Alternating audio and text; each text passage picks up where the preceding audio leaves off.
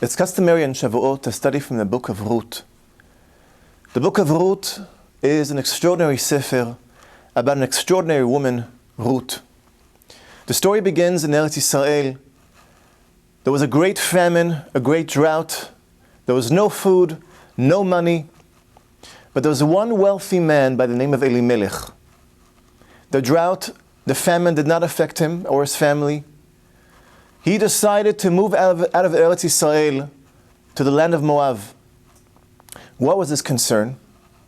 He was concerned that now that the famine is going to increase, the poor people of Eretz Yisrael are going to come and knock at his door every 5 minutes. He says, I'm out of here. I don't want this headache.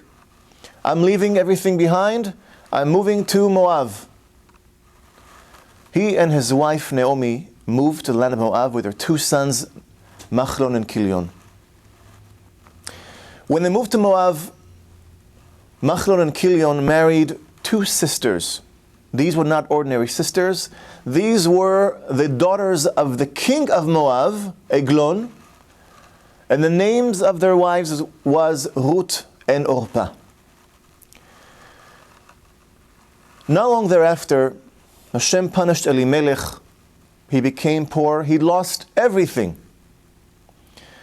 And later he died.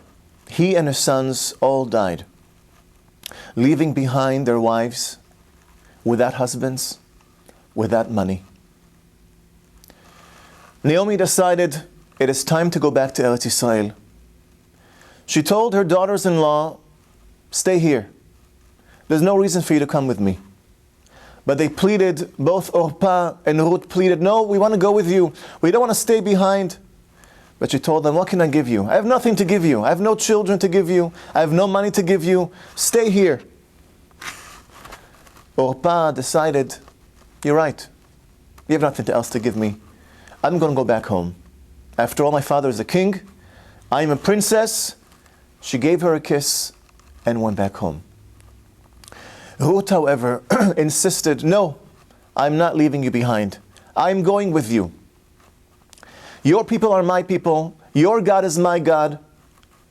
I'm going with you, Naomi, no matter what. She insisted and went with her mother-in-law to Eretz Yisrael. Ruth later married a very prominent man by the name of Boaz. They had a child called Oved. Oved had a child called Ishai, and Ishai had a child called David.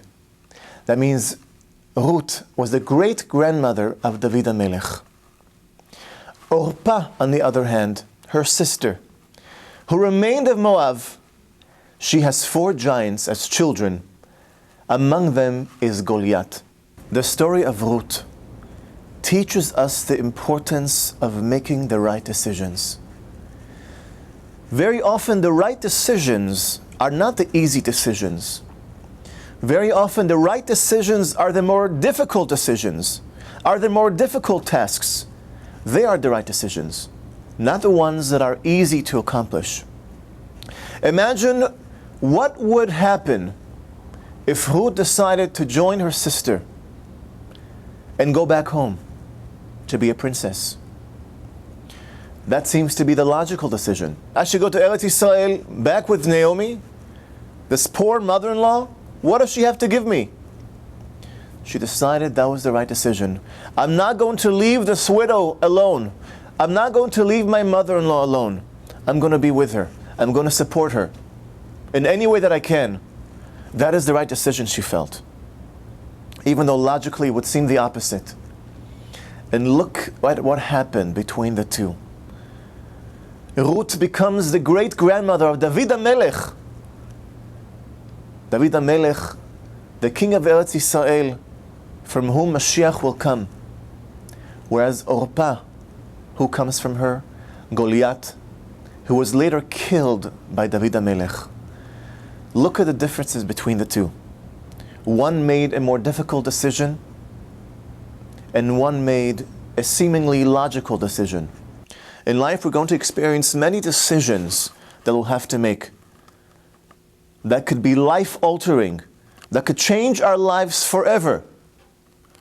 Don't always think that the easiest decision or the easiest route is going to be the best decision. Sometimes it's the more difficult route. Sometimes we have to sweat. Sometimes we have to work a little bit harder. And that ultimately could be the right decision. Not the easier decision. Not the easiest route. Be'ezrat Hashem, may these words serve as an elevation to my father, alav shalom, Mori v'Rebbi, Eliyahu ben Tzivya, רוח השם תניחנו בגן עדן, עם כל השוכבים עמו בכלל הרחמים והסליחות, וכן יהי רצון ונאמר אמן.